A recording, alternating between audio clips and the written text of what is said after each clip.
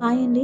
ఆరోగ్యానికి ఎంతో ప్రయోజనకరమైన మునగాకుతో పొడి ఎలా చేయాలో ఈ వీడియోలో చూద్దాము. ముందుగా స్టవ్ ఆన్ చేసి ప్యాన్ పెట్టుకొని 15 ఎండుమిర్చి, 1 టేబుల్ స్పూను పచ్చిశనగపప్పును వేసి మంట లో ఫ్లేమ్లో పెట్టుకొని దోరగా వేయించాలి. వేగిన తర్వాత 1 టేబుల్ స్పూన్ ధనియాలు, 1 టేబుల్ స్పూన్ జీలకర్ర కూడా వేసి మంచి సువాసన వచ్చినంత వరకు వేగనివ్వాలి. ఇందులోనే 10 వెల్లుల్లి రెబ్బలు, చిన్న చింతపండును కూడా వేసి వేగిన తర్వాత ఒక ప్లేట్లో తీసి చల్లారనివ్వాలి. ఇప్పుడు మనం ముందుగా కడిగి నీడలో ఆరబెట్టుకున్న 1 కప్పు మునగాకుని ప్యాన్లో 1 టేబుల్ స్పూన్ ఆయిల్ వేసి ఆకులో చెమ్మంతా పోయినంత వరకు లో ఫ్లేమ్లోనే చక్కగా వేపనివ్వాలి.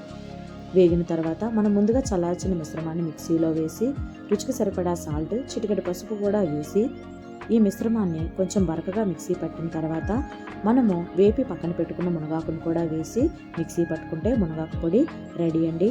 ఇది అన్నంలో నెయ్యితోనైనా నూనెతోనైనా వేసుకొని తినచ్చు. దోశల్లోకి, ఇడ్లీల్లో కూడా ఇది